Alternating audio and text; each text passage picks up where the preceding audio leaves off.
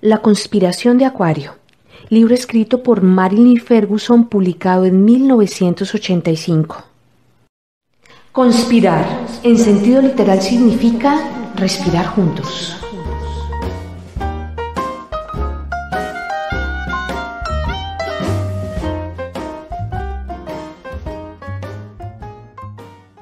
La aventura espiritual, la conexión con la fuente. Detrás de la noche, lejos, en algún jugar, la tremenda blancura de un incierto amanecer. Rupert Brooke. Durante las primeras etapas, la transformación parece fácil, incluso divertida. No parece esconder, en absoluto, tensiones ni amenazas. Disfrutamos de una sensación acrecentada de conexión, de vocación, de libertad, de paz. Utilizamos el proceso como podríamos usar una grabadora. Nos asomamos a los estados alterados de conciencia, como podríamos pasar por un gimnasio a tomar un baño a presión. El biofeedback nos cura las jaquecas, la meditación nos alivia las tensiones. Disolvemos nuestros problemas de aprendizaje con la ayuda de técnicas imaginativas. Pero todas las técnicas transformativas afectan también a la propia atención. De forma gradual, puede aparecer la sensación de haber estado traicionando con nuestras actitudes, nuestro comportamiento o nuestras convicciones, a una especie de mundo interior armonioso.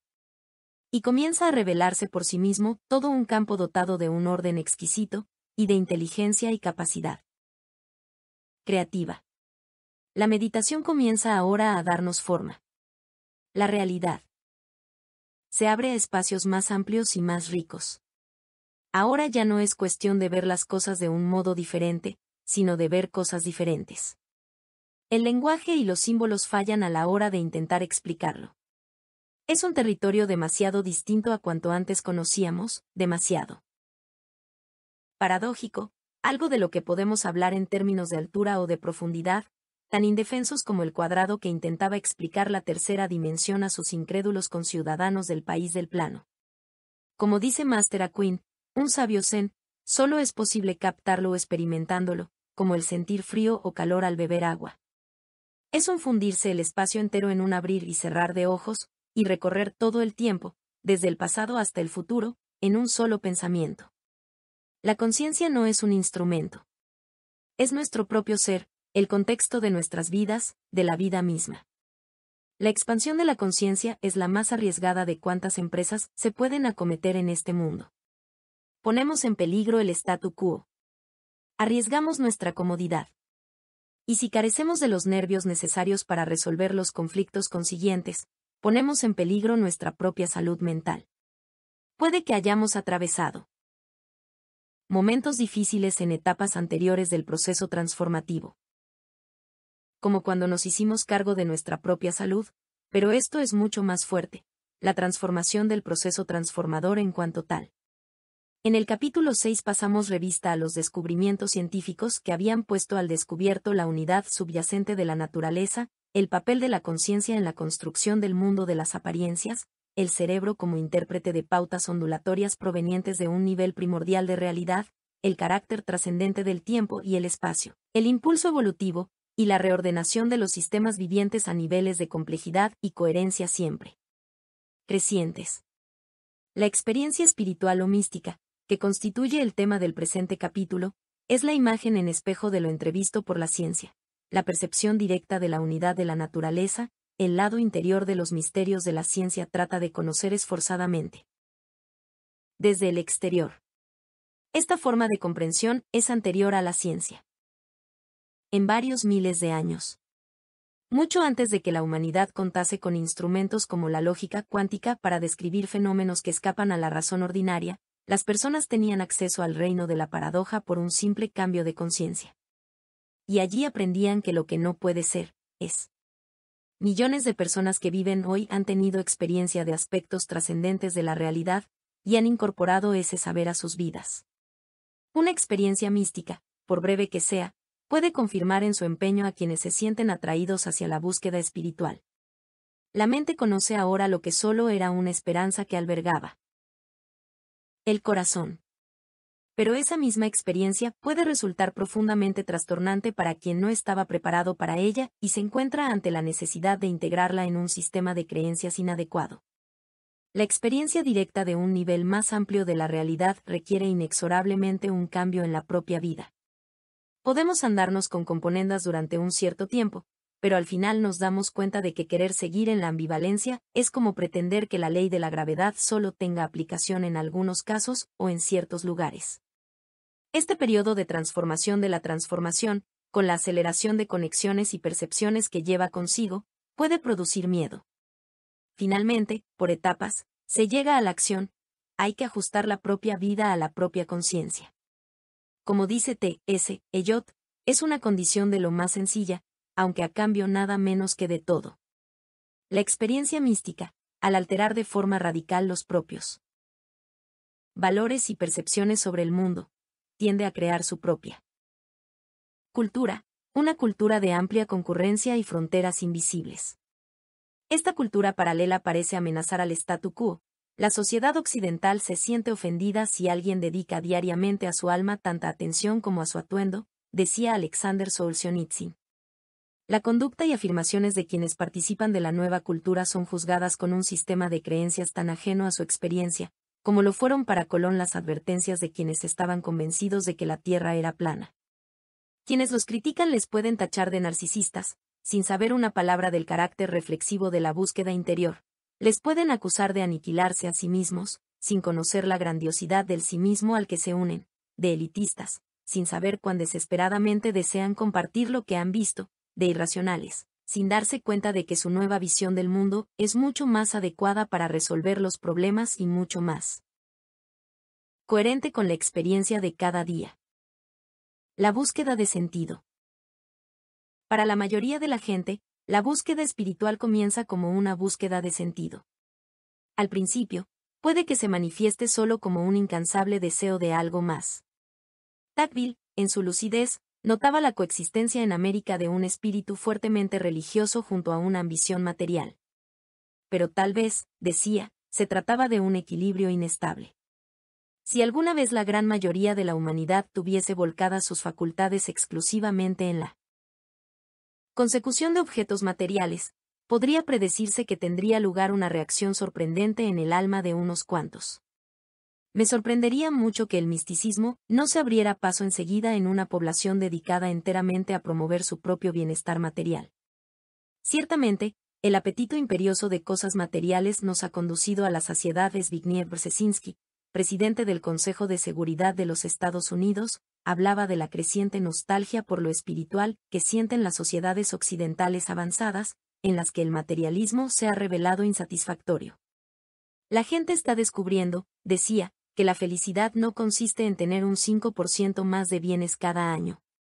La religión tradicional, reconocía, no proporciona el sustituto necesario. Eso es lo que hace que haya una búsqueda de una religión personal, de una conexión directa con lo espiritual. En último término, todo ser humano, una vez que ha alcanzado el estadio de autoconciencia, desea sentir que su vida tiene un sentido interior y más profundo que el mero existir y consumir, y una vez que empieza a sentir de ese modo, desea también que la organización social se corresponda con ese sentimiento. Esto está sucediendo a escala mundial. En una encuesta pública, realizada por Yankelevich, Skelly y White, el 80% de los que respondieron manifestaron un fuerte interés por una búsqueda interior de sentido. En 1975 la National Opinion Research Corporation, Instituto de Investigación de la Opinión Nacional, informó que más del 40% de los adultos encuestados creían haber tenido alguna experiencia mística genuina. Asociaban a estas experiencias alegría, paz, la necesidad de ayudar a los demás, la convicción de que el amor está en el centro de todo, una fuerte intensidad emocional, conocimientos imposibles de comunicar, sentimiento de unidad con los otros, y la sensación de estar inminente un mundo nuevo. Otra encuesta, realizada por Roper en 1974, mostró que un 53% de la gente creía en la realidad de Sai, con mayores índices de credulidad en los niveles más elevados de ingresos y de educación. La encuesta Gallup de 1976 informó que el 12% de la población estaba implicada en algún tipo de disques. Plina mística. Otra encuesta Gallup, dada a conocer en febrero de 1978, informó que 10 millones de norteamericanos tenían que ver en algún aspecto con alguna de las religiones orientales, y 9 millones practicaban la curación espiritual. Los implicados en religiones orientales tendían a ser adultos jóvenes, con educación universitaria, habitantes en una u otra costa, y en un número aproximadamente igual de hombres que de mujeres, y de protestantes y católicos. Aunque no son generalmente practicantes de su religión, afirman, por lo general, que sus creencias religiosas son muy importantes en sus vidas.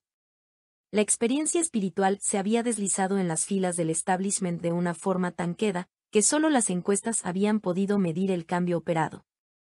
Dirigiéndose a un grupo de alumnos y profesores colegas de historia de la religión, Jacob Needleman señalaba irónicamente en 1977 que este tipo de ideas y de prácticas están ahora introduciéndose sin nuestro permiso, por decirlo así, en las vidas reales de la gente, y están causándoles problemas, por los efectos reales que están produciendo en sus matrimonios, en sus carreras, en sus actuaciones políticas, en sus objetivos y en sus amistades.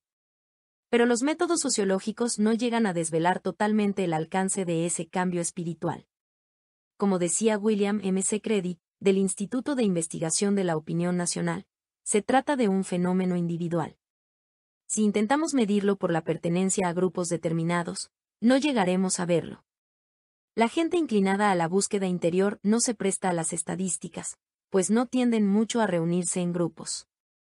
A principios de 1979, Ramdas se percató de que sus auditorios habían cambiado considerablemente. Últimamente son gente de clase media fundamentalmente, y los límites de edad se están ampliando de manera increíble. Mientras que hace 5 o 6 años yo trabajaba con un margen de edades de 10 años, con personas procedentes de culturas alternativas, hoy en día acude toda la masa media de la sociedad, la gente bien, solíamos decir, y el abanico de edades se ha ampliado a 15 años. Actualmente, el despertar espiritual es una realidad para cientos de miles de personas. Puedo ir a Omaha, a Idaho City, a Seattle, a Buffalo o a Tuscaloosa, y en todas partes me encuentro a miles de personas dispuestas a escuchar. Crecen espiritualmente en su vida diaria, sin ponerse vestidos largos ni llevar cuentas alrededor de su cuello. Su despertar espiritual crece desde dentro. Un conspirador de Acuario perteneciente a un conocido equipo de pensadores afirmaba: hay toda una nueva tolerancia hacia la búsqueda de la trascendencia. Yo estoy rodeado de colegas que marchan en la misma dirección, que valoran el mismo tipo de exploraciones. Ya no se considera a nadie como una oveja negra porque se le sepa interesado en la búsqueda espiritual. E incluso se le envidia un poco, lo que supone todo un cambio en los últimos 15 años. Para un político de Washington, promotor de una organización de pacificación internacional, ese reconocimiento recíproco de los buscadores indicaba un pequeño misticismo. Se había afianzado en mi vida sin yo quererlo ni buscarlo. Algo estaba apareciendo y creciendo. Estas pequeñas coincidencias lo hacían crecer más aún, y comenzaban a encajarse entre sí. Empecé a encontrar a Dios en los demás, luego sentía a Dios dentro de mí, después sentía algo de mí mismo dentro de quienes sentían de alguna forma a Dios, luego sentía que tanto los otros como yo estábamos en Dios. Toda una misteriosa y compleja serie de transacciones, que ha producido en mí el curioso efecto secundario de poder reconocer esta especie de unitarismo en los pequeños místicos. Nos detectamos unos a otros. Hasta mis tareas políticas resultaron beneficiadas. Los pequeños místicos que están en la política huelen rápidamente mi posición secreta, y enseguida se establece un cierto lazo de camaradería, casi nunca explícito pero no por ello menos efectivo. Aún no sé cómo es de corriente este pequeño misticismo de salón, pero me parece que en los últimos 5 años o así resulta más fácil manifestarse con ciertas esperanzas de ser reconocido. Algunos psicólogos occidentales como William James, Carl Jung, Abraham Maslow y Roberto Assaglioli dedicaron la energía de su madurez a tratar de comprender la necesidad de trascendencia y el ansia irreprimible de sentido del ser humano. Por su fuerza, Jung comparaba el impulso espiritual con la sexualidad. Aunque existen razones para pensar que todos tenemos una innata capacidad para la experiencia mística, para la conexión directa, y aunque la mitad, aproximadamente, de la población atestigua haber tenido al menos una experiencia espontánea, Nunca antes esta capacidad había sido explorada por la gente en grandes cantidades. Históricamente, incluso en aquellas partes del mundo que contaban con las técnicas más elaboradas, India, Tíbet, China, Japón, era solo una pequeña minoría la que emprendía la búsqueda sistemática del conocimiento espiritual. De entre los millones de personas embarcadas hoy en esta búsqueda, muchas, si no la mayoría, se introdujeron en ella casi sin darse cuenta, algo así como los ingenuos hobbits que se ven envueltos en búsquedas cósmicas en El Señor de los Anillos de J.R.R. Tolkien. De pronto, en toda su inocencia, se dan cuenta que están lejos de sus lugares familiares. Swaí Safransky, editor de una revista literaria de Carolina del Norte, describía así su partida de la realidad del sentido común. Soy un periodista, y siempre había sido hábil para tomar notas y hacer las preguntas pertinentes, hasta que hace unos años, esta habilidad se evaporó en una playa soleada en España, en un momento en que de pronto me di cuenta que el mundo entero estaba vivo. Veía respirar a la tierra, sentía sus ritmos, y descubrí que me faltaba algo de mí mismo. Como ni el New York Times ni el New Republic me ofrecían ayuda alguna, y solo encontraba corroboración en la literatura que hasta entonces yo había tachado de, aquí viene un epíteto, religiosa o de absolutamente extraña, comenzó para mí esta larga y lenta deriva que, apartándome de la corriente principal, me está conduciendo a playas para las que aún tengo que encontrar un nombre. El pianista Arthur Rubinstein luchaba por definir lo que él llamaba, eso que está dentro de nosotros, una energía metafísica que emana de nuestro interior. Según decía, él mismo lo había sentido muchas veces en sus conciertos, esa energía tangible que llega a envolver al auditorio. Es algo flotante, algo desconocido que no tiene por dónde desaparecer. En su discurso de aceptación del premio Nobel, el novelista Saul Bellow dijo, la sensación de nuestros poderes reales, energías que parecen provenir del universo mismo, va y viene también. Nos resistimos a hablar de ello porque no podemos probar nada, porque el lenguaje nos resulta inadecuado, y porque hay poca gente a quien le guste arriesgarse a hablar de ello. Eso les obligaría a confesar, eso es espíritu, y eso es tabú. Las playas sin nombre, la energía, el espíritu, este es el tema de este capítulo. Echaremos una ojeada a la experiencia espiritual de la América contemporánea, experiencia que tiene poco que ver con el tipo de religión que ha conocido nuestra cultura. Tiene también poco que ver con cultos y prácticas exóticos. El movimiento se está extendiendo calladamente por las bases, con manifestaciones específicas de cada momento y de cada lugar. La mayoría de sus seguidores permanecen en el incógnito para quienes quieren detectarlos ateniéndose a los símbolos convencionales de la religiosidad. De la religión a la espiritualidad. La tradición espiritual que está apareciendo no es nueva en la historia de los Estados Unidos, según afirma Robert Elwood, becado para estudiar religiones orientales en la Universidad del Sur de California. Más bien, es la revitalización de una corriente que se remonta nada menos que hasta los trascendentalistas. Sus seguidores prefieren la experiencia directa, lo que Elwood llama una excursión al mundo interior, cuya visión infunde todo de vida, a todo tipo de religión organizada. A través de sus grandes despertares periódicos, los Estados Unidos han sido siempre un foco de atracción para místicos y predicadores. Mucho antes de que surgiera la revolución espiritual hoy visible, la corriente central del pensamiento norteamericano había sufrido la influencia de la mística oriental y occidental. Estas ideas eran el pan cotidiano de los trascendentalistas norteamericanos, tanto como para la generación beat. No obstante, como señala Elwood, toda esta importación no sucedía sin pasar por el filtro del psiquismo y la experiencia norteamericana. El Zen, la teosofía, la doctrina de Swedenborg I o el Badonte no son hoy en los Estados Unidos lo mismo que en Japón, en la Inglaterra del siglo XVIII o en la India del siglo XIX.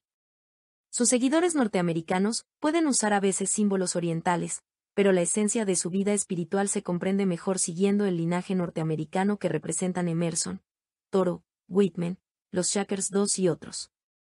Zen doméstico es la expresión que usa Rick Fields para describir el centro de meditación zen situado en el corazón de Wilshire, el distrito comercial de Los Ángeles. Needleman afirmaba que los occidentales se están apartando de las formas y signos exteriores del judaísmo y del cristianismo, no porque hayan dejado de buscar una respuesta trascendental a las cuestiones fundamentales de la vida humana, sino precisamente por haber intensificado últimamente esa búsqueda más allá de toda. Medida 3. Y están revisando las tradiciones orientales para ver qué es lo que pueden ofrecer a nuestra sociedad amenazada y a nuestras religiones atormentadas. Si nos volvemos hacia el este, es buscando. Completamos. Whitman lo llamaba el viaje de vuelta de la mente. Un pasaje a algo más que a la India. Hesse hablaba de la eterna aspiración del espíritu humano hacia el este, hacia el hogar. El este no representa tanto una cultura o una religión cuanto una metodología para alcanzar una visión liberadora, más amplia. En ese sentido, el este ha estado siempre presente en las tradiciones místicas occidentales. En enero de 1978, la revista Macalls publicó los resultados de una encuesta realizada con 60.000 lectores, que demostraban un escepticismo abrumador con respecto a las religiones organizadas, incluso entre las personas practicantes. Otra encuesta, encargada por grupos católicos y protestantes y publicada en junio de 1978, revelaba lo que Gallup resumía como una severa acusación frente a la religión organizada. El 86% de los no afiliados a ninguna iglesia y el 76% de los practicantes estaban de acuerdo en que las personas deberían alcanzar sus convicciones fuera de la religión organizada. Alrededor de un 60% de los practicantes declaraba estar de acuerdo con la afirmación. La mayoría de las iglesias han perdido el aspecto realmente espiritual de la religión. La religión formal se ha visto sacudida hasta sus cimientos en Occidente a causa de las defecciones, la división de opiniones, las rebeldías, la pérdida de influencia y la disminución de apoyos económicos. A diferencia de las escuelas, las iglesias no son legalmente obligatorias y su organización no recibe directamente ningún tipo de ayuda impositiva. No pueden emitir bonos ni cobrar tributos territoriales. A menos que sepan encontrar algún nuevo papel que desempeñar en una sociedad en cambio acelerado, pueden seguir el camino de los ferrocarriles, pero sin Amtrak 4. En una conferencia sobre meditación celebrada en 1976, el teólogo católico Anthony Padovano señalaba: la reacción religiosa que ha tenido lugar en el mundo occidental, una revolución que nos ha sensibilizado más a las religiones orientales, supone haber comprendido que toda respuesta debe provenir del propio interior. La gran agitación que sufren hoy las religiones se debe a la demanda de interioridad por parte del espíritu. En Occidente no está muriendo la fe. Simplemente se está moviendo hacia el interior. La Iglesia Católica, la más autoritaria de todas las instituciones religiosas, ha sufrido lo que el historiador John Tracy Ellis ha llamado un estallido de su inmovilidad, trauma que resulta visible en la reciente diversidad de doctrinas y prácticas entre los católicos norteamericanos. Según Ellis, ningún grupo tiene plena autoridad, ni es capaz de imponerse a los demás. La Iglesia norteamericana se siente sacudida e insegura en medio de unos tiempos de ansiedad e incertidumbre. Los laicos reclaman reformas, y se han lanzado a evangelizar y a participar en movimientos pentecostalistas y carismáticos. Hacia 1979 se consideraba que 1,5 millones de católicos norteamericanos se habían vuelto carismáticos, hablando en lenguas o enrolándose en prácticas de sanación. Durante los años 70, el número de sacerdotes y monjas decreció espectacularmente, los teólogos divergían en sus opiniones de la autoridad papal, y los asistentes a las escuelas parroquiales disminuían en gran medida. Algo semejante ha ocurrido en casi todas las religiones organizadas, por todo el país. Una asamblea de dirigentes espirituales leyó ante las Naciones Unidas en octubre de 1975 una declaración. Las crisis de nuestro tiempo están desafiando a las religiones del mundo a que liberen una fuerza espiritual nueva, por encima de toda frontera religiosa, cultural y nacional, al encuentro de una nueva conciencia de la unidad de la comunidad humana, a fin de crear con ello una dinámica espiritual que pueda solucionar los problemas mundiales. Nosotros afirmamos la necesidad de una nueva espiritualidad despojada de toda insularidad y orientada a una conciencia planetaria. Un número creciente de iglesias y sinagogas han comenzado a ensanchar su ámbito respectivo, a fin de incluir en él a comunidades de mutua ayuda orientadas al crecimiento personal, centros de salud holística, servicios de sanación, talleres de meditación, alteración de la conciencia por medio de la música, e incluso entrenamiento por biofeedback.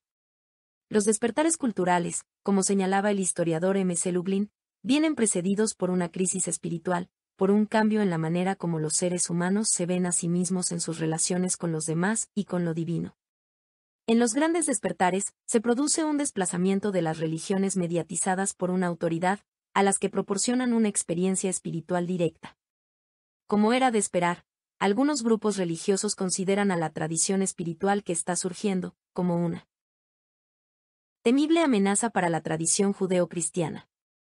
La conservadora Coalición Cristiana de Berkeley, que patrocina el proyecto relativo a las espiritualidades falsas, dedicaba en agosto de 1978 un número de su revista a tratar de esta amenaza. En este punto de la historia de la cultura occidental, afirmar que las metafísicas orientales y la nueva conciencia han conseguido un número significativo de seguidores en nuestra sociedad, es decir, muy poco.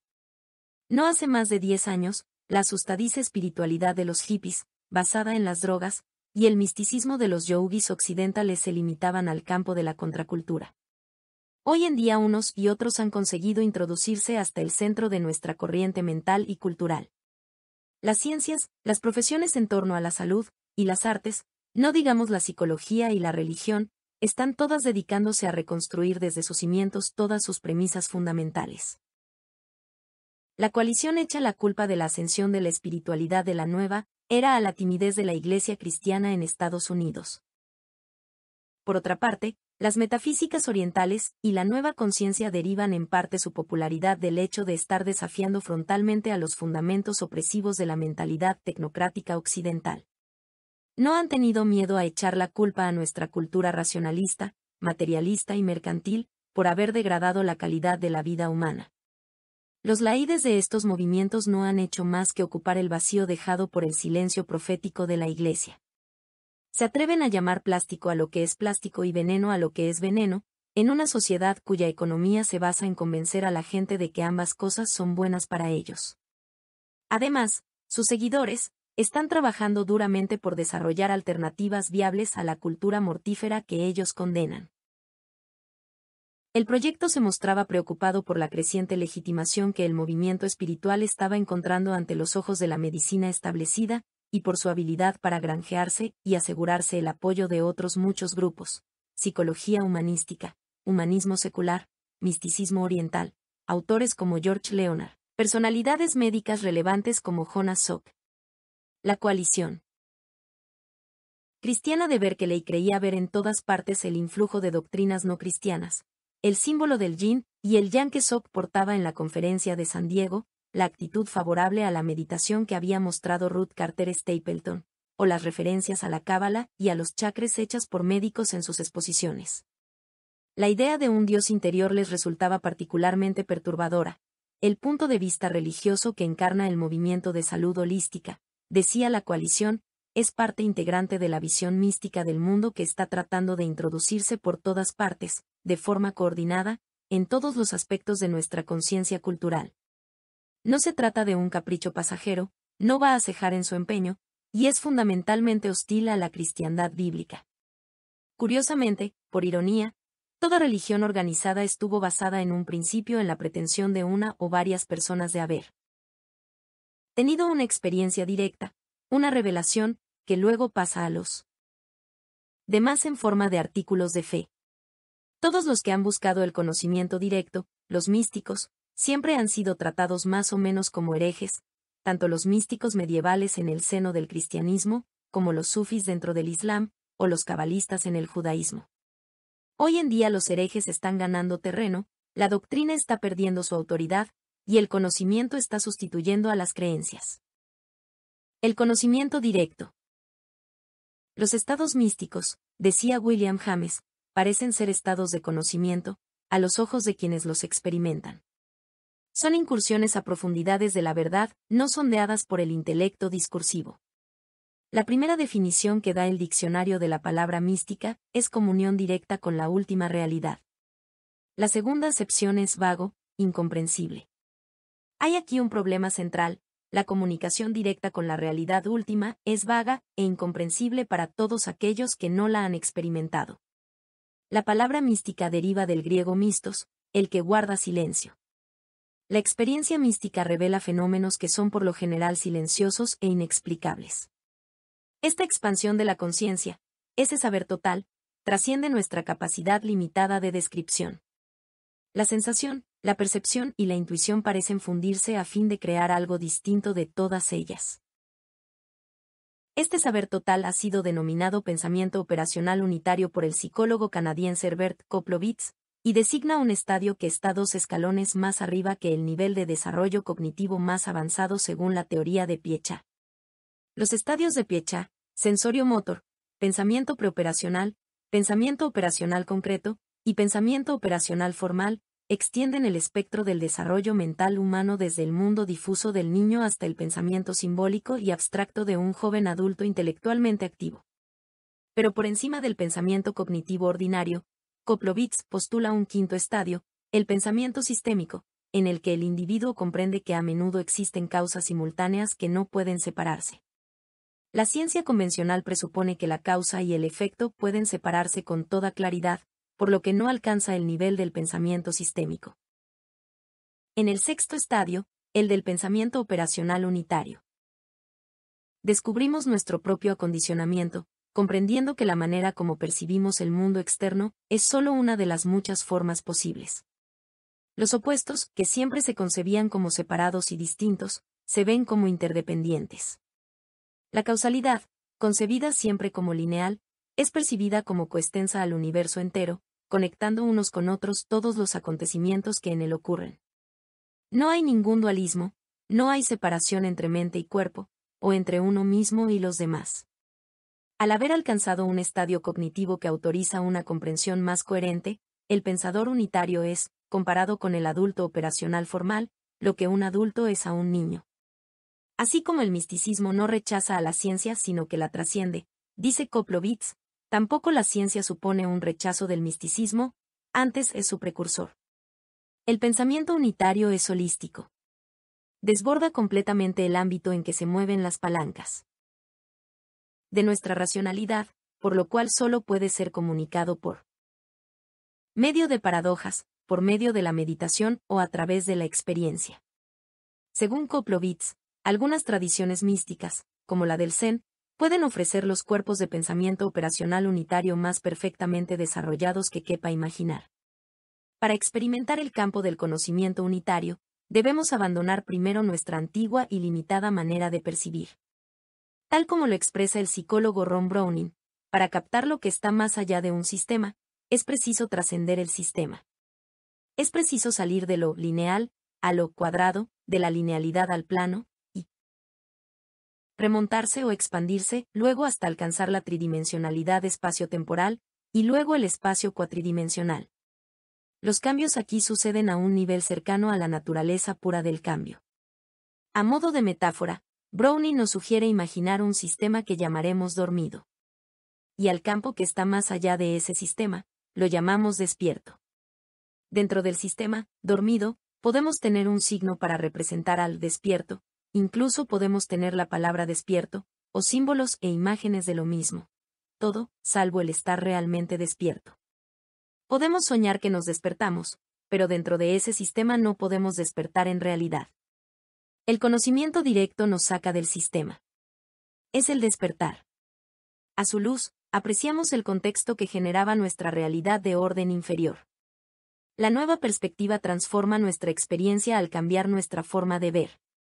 Para Jung, por ejemplo, la perspectiva transpersonal, lo que él llamaba la subida del nivel de conciencia, capacitaba a algunas personas para superar problemas que a otros les habrían destruido. En su horizonte despuntaba de pronto un interés más amplio o más elevado, y esa ampliación de su visión hacía que el problema insoluble perdiera toda su urgencia. No es que recibiera una solución lógica, adecuada a su planteamiento, sino que simplemente, en contraste con una nueva tendencia vital más fuerte, se desvanecía. No se reprimía el problema ni se le confinaba al inconsciente, sino que simplemente aparecía bajo una luz diferente. La psicología transpersonal, que se nutre de las diversas disciplinas espirituales existentes en el mundo, No pretende reducir los sufrimientos a unas dimensiones normales, lo que pretende es trascender el sufrimiento. Entrar en contacto con los propios sentimientos tiene escaso valor si esos oscuros sentimientos no han sido transformados previamente. La rabia, el miedo, la desesperación. El resentimiento, los celos, la ansiedad. Las psicologías fundadas en el conocimiento directo son capaces de cambiar, y no solo de identificar, todos estos sentimientos. Uno de los conspiradores de Acuario describía en su respuesta al cuestionario su propio cambio desde el saber intelectual al conocimiento directo. Uno de los momentos decisivos de mi vida sucedió una mañana al despertarme de un sueño, que yo interpreté de una forma muy descorazonadora, hasta el punto de pensar seriamente en suicidarme. Mientras más pensaba en ello, más bajo me sentía. Caer, hasta que finalmente algo se encajó en alguna parte de alguna manera. No estoy seguro de poder explicarlo de otra forma. Todo lo que yo mismo había escrito sobre esto 4 años antes desde un nivel conceptual intelectual, de hemisferio izquierdo, era ahora real en el ámbito de experiencia.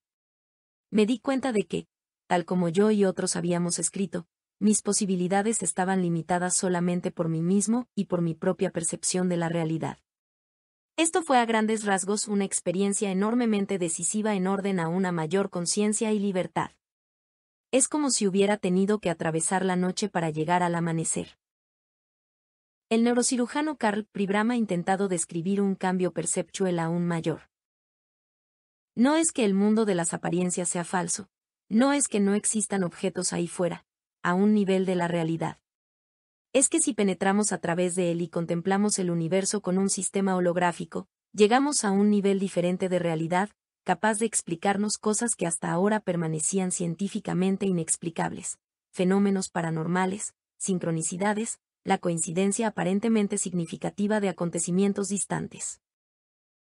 Para Pribram, la teoría holográfica, tal como considera a la conciencia, está más cerca del pensamiento oriental y místico que de nuestra percepción ordinaria.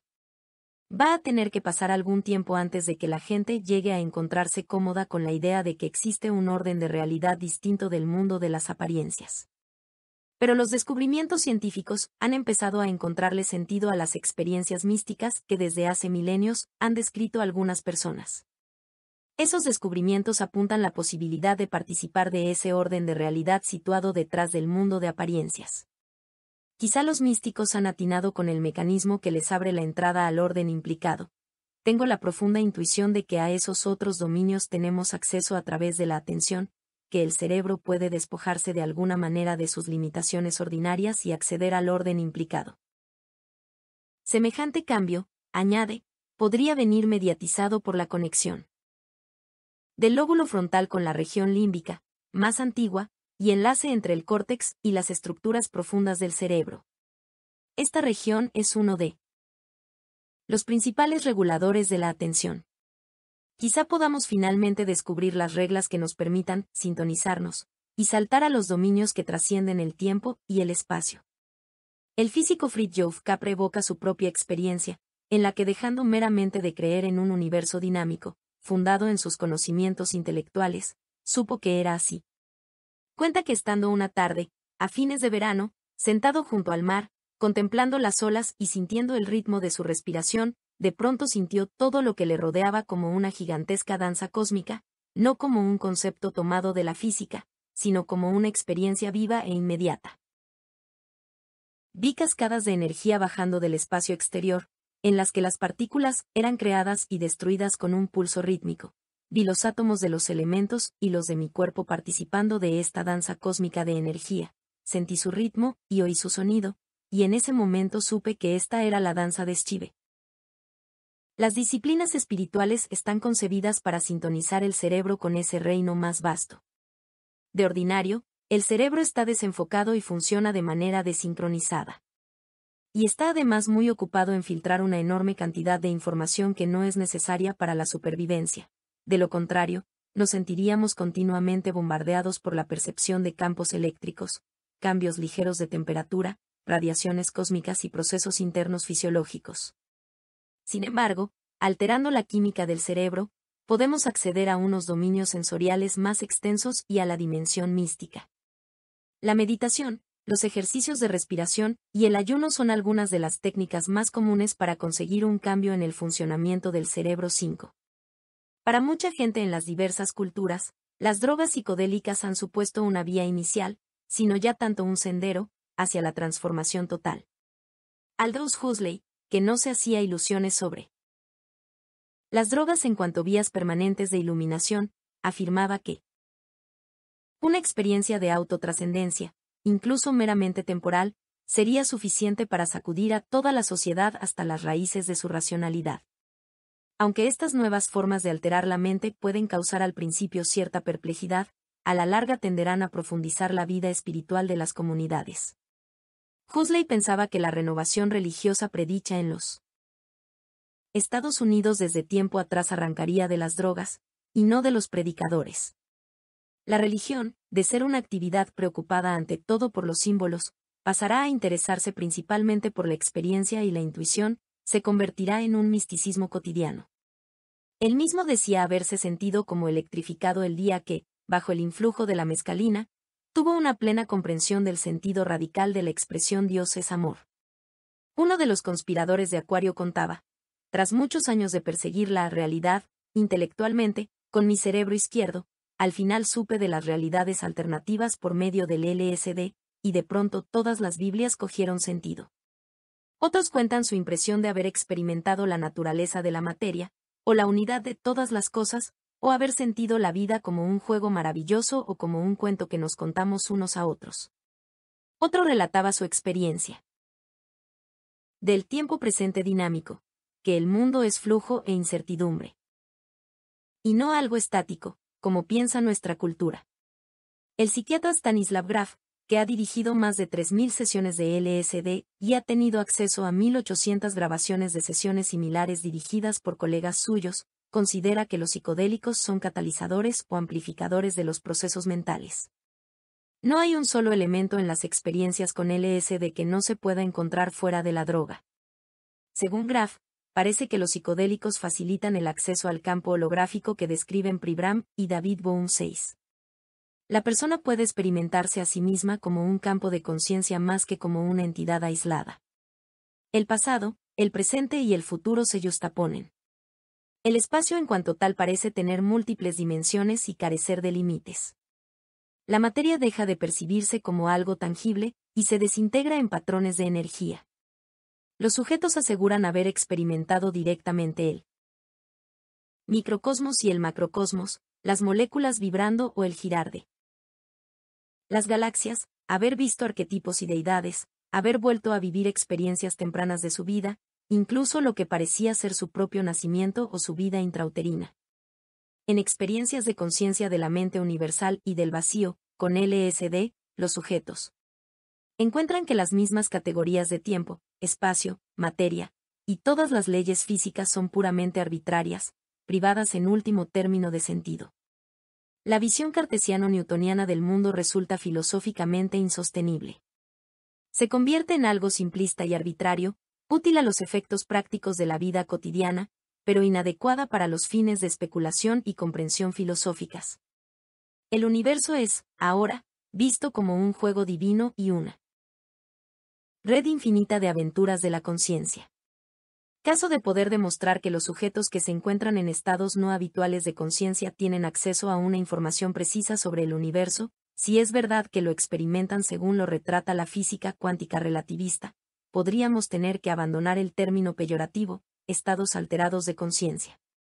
Al menos algunos de estos estados podrían ser considerados como fuentes válidas de información acerca de la naturaleza del universo y de las dimensiones de la mente humana. Según Graf, el conflicto fundamental ya no se da entre ciencia y misticismo. Más bien se da entre el nuevo paradigma y un paradigma de coalición, el formado por la unión del viejo modelo científico mecanicista y la conciencia pedestre u ordinaria. Dicho de otra forma, el problema no es tanto que haya datos contradictorios, cuanto que haya estados contradictorios de conciencia. Conflicto que Graf piensa que se resuelve con la visión holográfica. La aventura espiritual. En su relato de un aprendizaje sufí, Rezal Field cuenta: de pronto comprendí hasta qué punto es absolutamente necesario buscar, plantear la pregunta, en vez de empujar la respuesta cada vez más lejos por el simple hecho de correr tras ella, es preciso preguntar y escuchar al mismo tiempo. En ese momento supe que estaba siendo oído, y que yo me disolvía y me convertía en alimento del gran proceso transformador que está sucediendo en el universo. A la vez que moría, estaba naciendo. Hamid decía, el alma es una sustancia candescente. En Occidente se supone que las cuestiones religiosas se resuelven por medio de la fe, pero en las tradiciones del conocimiento directo el maestro hace aflorar las preguntas e incluso las dudas. Esta espiritualidad demanda de sus candidatos que abandonen toda creencia, no que añadan a las suyas otras nuevas. Toda suerte de peligros aguarda al aventurero del espíritu. Ya hemos hablado de algunos de ellos en el capítulo anterior: conductas regresivas, experiencias inquietantes, fanatismos, el abandono pasivo a un maestro indigno, el cambio pendular. Pero las mismas disciplinas previenen de otros peligros más sutiles. El camino en este mundo es como el filo de una navaja, dice un maestro asídico, y en el Katha Upanishad encontramos la famosa advertencia: el sendero es estrecho, agudo como el filo de una navaja, sumamente difícil de recorrer. Mientras que desde fuera la pérdida transitoria del equilibrio interno del buscador espiritual puede ser considerada como alarmante, puede que para el maestro sea un paso indispensable. El mayor peligro, a los ojos del maestro, reside en que el discípulo pueda sentirse seguro de sus respuestas, y se quede ahí, sin llegar nunca a alcanzar la auténtica incertidumbre. Respondiendo al cuestionario de la conspiración de Acuario, que les pedía, entre otras cosas, expresar algunas ideas que hubiesen abandonado a consecuencia de su propio proceso transformador, varios decían, el cristianismo convencional, o los dogmas religiosos, y un número aproximadamente igual respondió, el ateísmo, el agnosticismo. Se diría que el centro radical obtiene conocimiento de su propia experiencia espiritual, sin necesidad de doctrinas. Un buscador espiritual contemporáneo describía así su propia experiencia. Muchas veces había sentido que realmente comprendía lo que estaba pasando. Luego, varios años más tarde, tuve que reconocer que había sido una estupidez por mi parte. Mirado desde mi nueva posición más ventajosa, resultaba perfectamente claro que no había entendido una palabra. Supongo que esto es bastante universal. Cada vez que se ensancha nuestro conocimiento, cada vez que adquirimos otros nuevos, vemos las cosas desde una perspectiva diferente.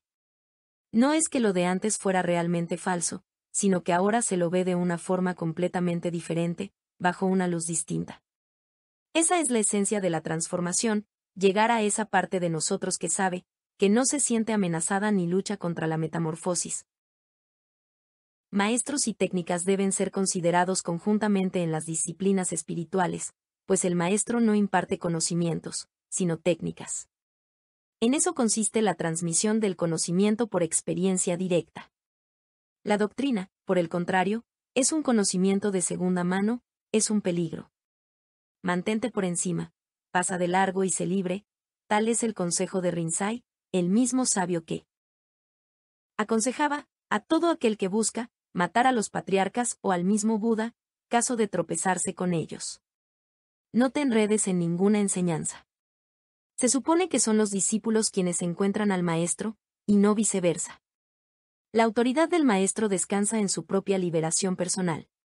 Uno no sigue a los individuos sino a sus cualidades. El sendero que conduce al conocimiento directo aparece bellamente ilustrado en una serie de pinturas de la China del siglo XII, que se conocen como los 10 cuadros del cuidado del buey. El buey representa a la naturaleza última. Al principio, la búsqueda del buey, el individuo comienza a buscar algo que solo entrevé vagamente. Luego, el hallazgo de huellas, por las huellas de su propia conciencia, adquiere la primera evidencia de que hay realmente un buey. Después de un tiempo, primer atisbo, tiene su primera experiencia directa. Ahora ya sabe que el buey está en todas partes. A continuación, la casa del buey emprende una serie de prácticas espirituales avanzadas para poder enfrentarse a la fuerza salvaje del buey. Gradualmente, la doma del buey va alcanzando una relación más sutil e íntima con la naturaleza última. En esta fase, el buscador desaprende muchas de las distinciones que le resultaban útiles en las etapas anteriores. Ahora el buey es un compañero libre, no un instrumento para arar el campo de la iluminación, escribe Lexinon, un maestro de meditación, en el sabroso comentario que hace de los cuadros. En la etapa de la iluminación, la vuelta a casa montado en el buey, el antiguo discípulo, sabio ya, entiende que no había necesidad de ninguna disciplina, la iluminación había estado siempre al alcance de la mano. Después de eso, solo consigo mismo tras olvidar al buey, y olvidado del buey y de sí mismo, se acerca aún más a la conciencia pura, y descubre que no existe ningún sabio iluminador. No existe la iluminación. No existe la santidad, porque todo es santo. Lo profano es sagrado. Todo el mundo es un sabio en potencia, a la espera de que suceda. En la penúltima fase, la vuelta a la fuente, el sabio, buscador se funde con los dominios que engendran el mundo de apariencias. Surge un escenario de montañas, pinos, nubes y olas. Ese crecer y menguar de la vida no es ninguna ilusión, sino una manifestación de la fuente, reza el letrero que hay debajo. Pero hay aún una etapa tras este idilio. En cuadro final, entrada en la plaza del mercado dispuesto a ayudar, evoca la compasión y la acción humanas. Vemos ahora al buscador como un alegre campesino que va de pueblo en pueblo. La puerta de su cabaña está cerrada, y ni aun el más sabio es capaz de encontrarla. Se ha zambullido tan hondo en la experiencia humana que no cabe encontrar sus huellas. Sabiendo ahora que todos los sabios son uno, ya no sigue a los grandes maestros. Al contemplar la intrínseca naturaleza del Buda en todos los seres humanos, incluso en los taberneros y en los pescadores, conduce a todos a su perfecto florecimiento. Estas ideas forman parte de todas las tradiciones fundadas en el conocimiento directo, el atisbo de la verdadera naturaleza de la realidad, los peligros de las experiencias precoces, la necesidad de adiestrar la atención, la eventual disociación respecto del ego o del yo individual, la iluminación, el descubrimiento de que siempre había estado ahí la luz, la conexión con la fuente que genera el mundo de las apariencias, y la reunión con todo lo viviente. Buda comparaba los métodos para alcanzar la liberación con una balsa que nos conduce a la playa allá a lo lejos. Una vez en la orilla opuesta, ya no hay necesidad de métodos. De modo semejante, el maestro es comparado con un dedo que apunta a la luna. Una vez que hemos visto la luna, una vez que hemos comprendido el proceso, no tiene sentido seguir mirando al dedo. Lo mismo que necesitamos hacernos ricos antes de poder descubrir que no necesitábamos hacernos ricos, las técnicas que aprendemos nos enseñan que no teníamos necesidad de ellas. Lo sagrado nos devuelve a lo profano, pero ya nunca lo veremos como profano. No necesitamos calmar nuestras pasiones, decía Blake, sino solamente cultivar nuestra comprensión. Todo lo que vive es santo. Flujo y totalidad.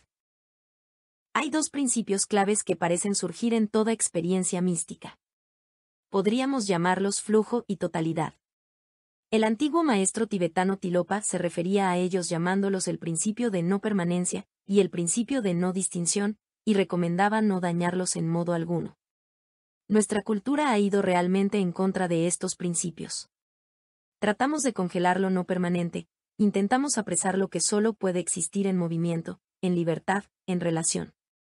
Y traicionamos también a la totalidad, a la no distinción, desmenuzando todo lo que cae bajo nuestros ojos, de modo que dejamos de captar la conexión que subyace entre todas las cosas en el universo. En la experiencia mística se tiene la sensación de que así es como son las cosas. No como deseamos que sean, no tal como nos las revela el análisis que de ellas hacemos, no como nos enseñaron que eran, sino la naturaleza de las cosas, el camino. Flujo y totalidad se consideran como auténticos principios, no solo por lo que respecta al trabajo, a la salud o al crecimiento psicológico, sino con respecto a la vida entera. El creador de una especie de aikido para lidiar con los conflictos subrayaba el modo como la técnica de fluir con el contrario produce un cambio gradual en quien la practica. Al principio puede que sea sutil, pero hasta la gente de espíritu más mezquino comienza a aflojar su actitud agresiva, pierde toda cólera, y vuelve a conectar con la fuerza de la vida. Estas experiencias místicas, más que solamente un reflejo de la totalidad fluyente inherente a todo sistema vivo, como muestra la teoría de las estructuras disipativas, lo son también del flujo o emanación de nuestro mundo desde otra dimensión, y también de la tendencia del universo a la creación de totalidades siempre más complejas. Este conocimiento hace que en la vida cotidiana el marco del tiempo se desplace de lo temporal a lo eterno. Aceptamos la no permanencia de las cosas, y dejamos de luchar por mantener las cosas tal como eran, siendo así que deben cambiar. Experimentamos con más ecuanimidad los golpes y las bendiciones que nos depara la vida. La inutilidad de nuestro esfuerzo por mantener el control nos impide gozar del flujo que de otra forma recorrería nuestras vidas.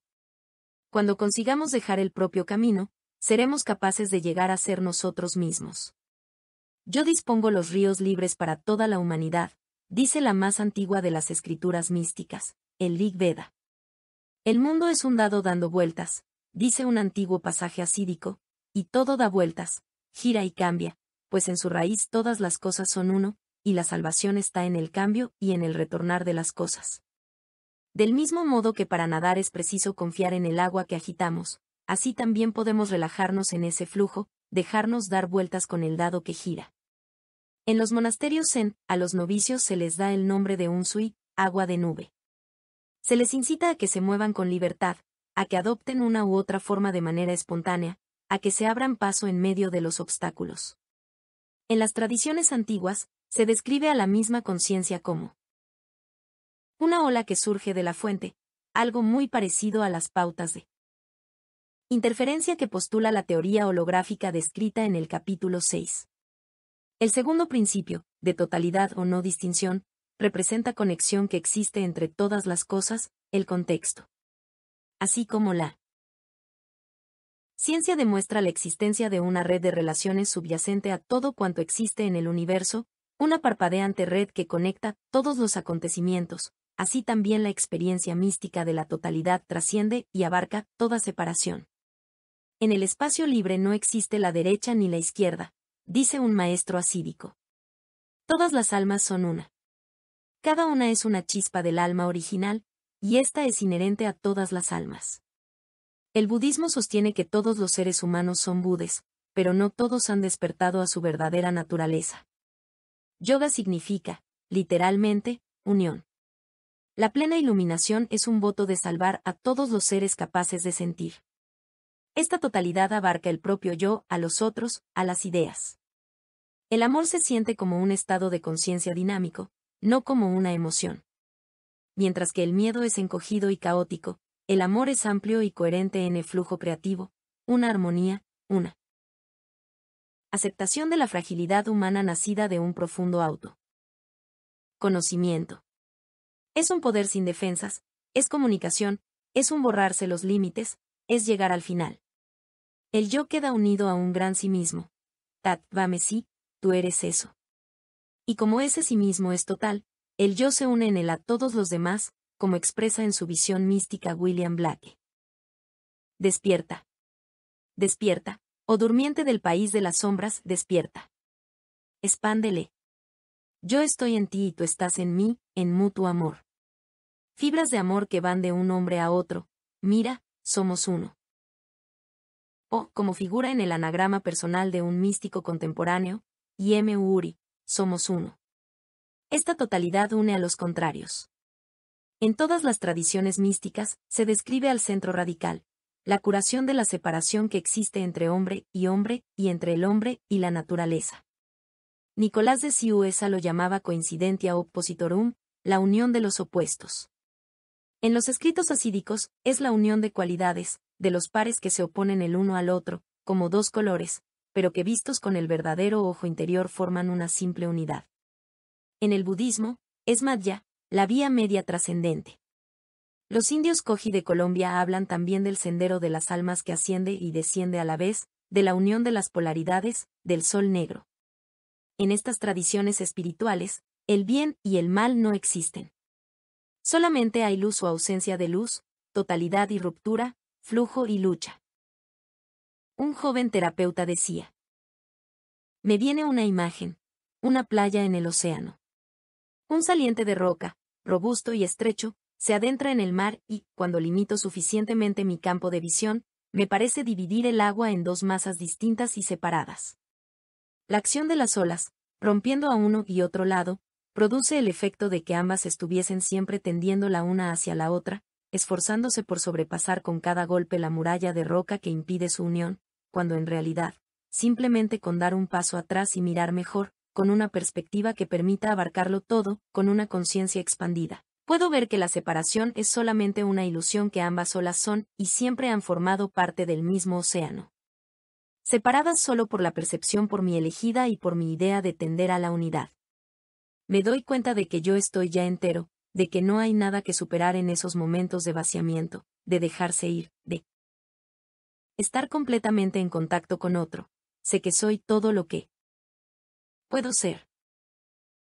Está entero, en su sitio, despierto a lo que Huxley llamaba la perfección del mundo, a lo que Milton Mayeroff describía como conocimiento de que la vida basta, a la intuición creativa que según Rollo May consiste en entender que esta es la forma como todo debe ser. Estar en casa no es un lugar, sino una experiencia. El secreto confesado de las disciplinas espirituales es alcanzar la totalidad, llegar a ser uno mismo, volver a casa. El camino que lleva a casa, dice Colin Wilson en el estudio que hace de varios místicos y artistas, es el camino que va hacia adelante para hundirse más profundamente en la vida. La conspiración de Acuario está, por definición, en el mundo, como los yogis ocultos de los que hablaba Sri Ramakrishna. Curiosamente, en esa totalidad podemos adquirir espontáneamente virtudes que en otro tiempo hemos intentado hallar en vano a través de principios morales. Resulta más fácil actuar de forma compasiva. El Dios interior, la antigua herejía. En la nueva tradición espiritual, Dios no es el personaje de nuestros tiempos de colegio, sino algo que se aproxima a la dimensión que describe William James. Los límites extremos de nuestro ser se hunden, me parece a mí, en una dimensión de la conciencia absolutamente distinta del mundo sensible y meramente comprensible. Pertenecemos a esa dimensión en un sentido más íntimo que en el que pertenecemos al mundo visible, pues en el más íntimo sentido pertenecemos a aquello a que pertenecen nuestros ideales. A esa parte más elevada del universo, voy a llamarle Dios. A Dios se le experimenta como flujo, como totalidad, como infinito caleidoscopio de la vida y de la muerte, como última causa, fundamento del ser, lo que Alan Watts llamaba el silencio del que nace todo sonido. Dios es la conciencia que se manifiesta como lila, el juego del universo. Dios es la matriz organizadora, que podemos experimentar pero no expresar, lo que da vida a la materia. En la novela corta de J. de Salinger, Teddy, un adolescente espiritualmente precoz recuerda la experiencia de inmanencia de Dios que tuvo mientras contemplaba a su hermanita bebiéndose un vaso de leche. De pronto vi que ella era Dios y que la leche era Dios. Quiero decir, ella no estaba haciendo otra cosa que verter a Dios en Dios. Una vez que has alcanzado la esencia de la experiencia religiosa, ¿para qué necesitas de las formas?, preguntaba Meister Eckhart. Nadie puede conocer a Dios si no se conoce antes a sí mismo, decía a sus seguidores en la Edad Media. Adéntrate en las profundidades del alma, en el lugar secreto, hasta las raíces, hasta las alturas, pues todo lo que Dios puede hacer se concentra allí. El teólogo británico John Robinson habla de un universo irisado, en el que espíritu y materia, lo interior y lo exterior, lo divino y lo humano, destellan como aspectos de una realidad que no puede separarse ni dividirse. Para Alfred North Whitehead, cuyo influjo ha crecido como una marea en los últimos años, Dios es la imagen en espejo de la estructura del mundo material. El mundo es incompleto, por su misma naturaleza, requiere una entidad situada en la base de todo, que la complete. Esta entidad es Dios, la naturaleza primordial. Buckminster Fuller trataba de plasmar la sensación de Dios como proceso. Pues Dios, a mí, me parece ser un verbo, no un nombre. Propio o común, es la articulación, no el arte. Es amar, no amor en abstracto. Sí, Dios es un verbo, el más activo de todos, que connota la vasta reordenación armónica del universo a partir del caos de energías desencadenadas. No es preciso postular ningún objetivo para esta última causa, ni preguntarnos quién o qué fue lo que causó ese gran Big Bang, o lo que fuera, que dio origen al universo visible. No hay más que la experiencia. Para Kazantzakis, Dios era la suma total de conciencia existente en el universo, que se expande a través de la evolución humana. En la experiencia mística se siente la experiencia de un amor, una compasión y una energía universales. Las personas que han revivido después de haber estado clínicamente muertas describen a veces haberse sentido descender por un túnel oscuro en dirección a una luz singular, no terrena, en su fondo, que parecía irradiar amor y comprensión. Es como si la luz misma fuese una manifestación de la mente universal. Las experiencias místicas casi siempre llevan a la convicción de que la conciencia es en algún aspecto imperecedera. Una metáfora budista define la conciencia individual como una llama que arde durante la noche. No es todo el tiempo la misma llama, pero tampoco es otra llama. Muchos de los que contestaron el cuestionario de la conspiración de Acuario comentaban que sus experimentos les habían obligado a abandonar su previo convencimiento de que la muerte corporal ponía fin a la conciencia. A pesar de su falta de vinculación formal a cualquier religión, un 53% afirmaron creer firmemente en esa supervivencia, y otro 23% aseguró estar bastante seguros de ello, un 75% en total. Solamente un 5% se mostró escéptico, y un 3% totalmente incrédulo. Quienes más firmemente creían eran quienes le habían visto las orejas a la muerte. Esta fe aparecía fuertemente correlacionada con la vivencia de experiencias cumbre y con la práctica de disciplinas espirituales.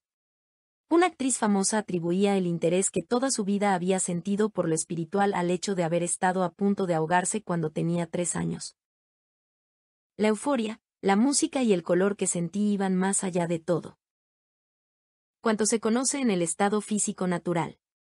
Aunque en el relato que hizo en 1927 de su famoso vuelo no lo mencionaba, Charles Lindbergh describió más tarde en The Spirit of St. Louis 1953 una experiencia de descorporeización, de trascendencia del espacio y del tiempo, de pérdida del miedo a la muerte, y una sensación de saberlo todo y de poder recordar otras vidas, junto con un cambio duradero en sus propios valores. Lindbergh escribe que cuando llevaba 18 horas de vuelo, se sintió como una conciencia desplegada a través del espacio, por encima de la Tierra en dirección al cielo, desligada del tiempo y de toda sustancia. Detrás de él, el fuselaje se llenaba de presencias fantasmales, formas vagamente contorneadas, transparentes, movedizas, que volaban conmigo, sin peso, en el mismo aeroplano. Él las podía ver detrás de sí, como si mi cráneo fuese un gran ojo. Conversaban con él, le daban consejos sobre problemas de la navegación, transmitiéndome mensajes de importancia, inalcanzables en la vida cotidiana. Su cuerpo no tenía peso, y el aparato había perdido su solidez. Se sentía más afín a los espíritus, en la frontera entre la vida y otro reino mayor situado más allá, como cogido en el campo de gravitación entre 2 planetas. Se sentía como sometido a la acción de fuerzas demasiado débiles para poderlas medir con los medios ordinarios, pero que sin embargo representaban una energía incomparablemente más fuerte que cuantas he conocido. Esas presencias no le parecían intrusas ni extrañas, eran más bien como una reunión de familiares y amigos que hace tiempo que no se han visto, como si las hubiera conocido en alguna encarnación pasada. La muerte ya no es el punto final que solía ser, sino más bien la entrada a una existencia nueva y libre, escribía. Todos los valores de sus 25 años, incluyendo la importancia acordada a su vuelo largamente soñado, sufrieron una aguda transformación. 50 años más tarde, cuando Lindbergh yacía en su lecho de muerte en su casa de Hawái, su mujer le pidió que compartiera con ella la experiencia de afrontar la muerte. ¿Cómo era eso de enfrentarse a la muerte? No hay nada con que enfrentarse, dijo. La visión, la luz y la llegada de la luz. Las experiencias místicas contemporáneas de muchas personas en diversas partes del mundo se han centrado en los últimos años en una visión colectiva que crece en intensidad, la sensación de una transición inminente en la historia humana, una evolución de la conciencia tan significativa como cualquier otro paso en la larga cadena de nuestra evolución biológica. Esta visión consensual, por encima de sus variaciones, contempla esa transformación de la conciencia como el momento predicho en las antiguas profecías de todas las tradiciones fundadas en el conocimiento directo, la muerte de un mundo y el nacimiento de otro mundo nuevo, Apocalipsis, el periodo del fin de los días de la Cábala, el despertar de un número cada vez mayor de seres humanos a su propio potencial divino. La semilla de Dios está en nosotros, decía Meister Eckhart. La semilla de la pera crece en los perales, la semilla de la nuez en los nogales, y la semilla de Dios en Dios. La visión es siempre de una evolución hacia la luz. En la experiencia espiritual, la luz es la metáfora más antigua y universal. Hablamos de iluminación, la ciudad de la luz del mundo, los hijos de la luz, la experiencia de la luz blanca. Luz, luz, escribía T.S. Eliot, recuerdo visible de la luz invisible. Honorato de Balzac pensaba que la humanidad se encontraba en vísperas de una gran lucha. Las fuerzas están ahí, insistía. Siento en mí mismo una vida tan luminosa que podría iluminar un mundo entero, y sin embargo estoy encerrado en una especie de mineral. Arthur Young, inventor del helicóptero Bell, ofrece en su obra The Reflexive Universe, en términos especulativos, una idea tan antigua como Platón y los mitos. Nosotros representamos una caída de la luz a la materia, y la ascensión hacia la luz ha comenzado de nuevo. Lawrence Ferlinghetti ha escrito un poema sobre la paradoja de Olbers, astrónomo erudito que observó que había relativamente pocas estrellas en las cercanías, y que, en cambio, mientras más lejos observaba, más estrellas encontraba. De manera que de esto podemos deducir que en las distancias infinitas tiene que haber un lugar en donde todo sea luz, y que la luz de ese altísimo en donde todo es luz simplemente no nos ha llegado todavía. Deja que la luz atraviese la oscuridad hasta que la oscuridad resplandezca, y no haya ya más división entre las dos, dice un pasaje asídico.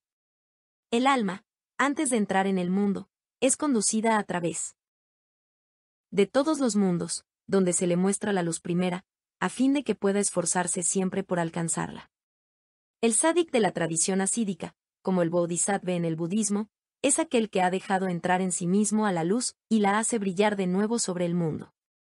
Para Plotino, filósofo místico del siglo III, era la clara luz en que ello consiste.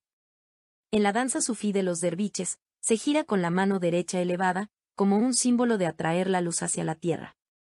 El chamán consigue un estado de equilibrio perfecto para poder ver una luz cegadora. Un apócrifo contemporáneo, el Evangelio Acuario de Jesús el Cristo 7, expresa en términos poéticos ese sueño de luz y liberación. Según dice, nuestros templos han sido durante demasiado tiempo tumbas de cosas escondidas en el tiempo. Nuestros templos, criptas y grutas son oscuros. No dejan ver lo que esconden. En la luz no hay nada secreto. En el camino hacia la luz no hay peregrinos solitarios. Los hombres solo alcanzan las alturas ayudando a otros hombres a alcanzarlas. Sabemos que la luz se acerca a nosotros sobre las colinas. Dios acelera la luz. Uno Swedenborg, pensador espiritual nórdico del siglo XVIII que influyó en Inglaterra y Estados Unidos, N. del T. 2. Shakers, nombre con que se designa a los cuáqueros en algunas regiones de los Estados Unidos. Shak, sacudir, agitar. Wak, temblar. N. del T. 3. Aunque los conspiradores de Acuario no son en absoluto representativos, por estar más interesados en lo espiritual y ser más iconoclastas que la mayoría, sus respuestas al cuestionario ofrecen una pauta que muy bien puede ser un preanuncio del cambio más general que está por llegar. El 95% tenían algún tipo de trasfondo religioso original, por débil que fuese, 55% protestante, 20% judío, 18% católico, 2% otro distinto, y 5% ninguno. Solamente un 19% se consideraban activos en su tradición de alguna manera, porcentaje que incluye a varios clérigos, exclérigos y teólogos. 4. Amtrak. La crisis de los ferrocarriles estadounidenses, claramente visible después de la Segunda Guerra Mundial intentó paliarse con la creación en los años 50 de una sociedad interestatal con apoyo federal, la Amtrak, para auxiliar a las compañías de ferrocarriles, muchas de ellas privadas. N. del T. 5. Los sujetos encuestados por el cuestionario de la conspiración de Acuario confesaron tener experiencia en una amplia diversidad de disciplinas espirituales y meditativas, como budismo zen, 40%, yoga, 40%, misticismo cristiano, 31%, meditación trascendental, 21%, sufismo, 19%, y cábala, 10%, aparte otras varias docenas de sistemas. 6. Las experiencias místicas no son universales, ni mucho menos, entre los consumidores de drogas psicodélicas. Ello depende de muchos factores: la dosificación, las experiencias anteriores, la capacidad de introspección, el deseo de explorar los estados de conciencia, el interés previo por lo espiritual, las expectativas, y un entorno adecuado. El uso casual de la droga, como diversión ocasional, a menudo solo produce poco más que alguna alteración sensorial y una subida. 7. La edición castellana de este libro de Levi H. Dowling ha sido publicada por la editorial Eiras, Madrid, 1978. N. del T.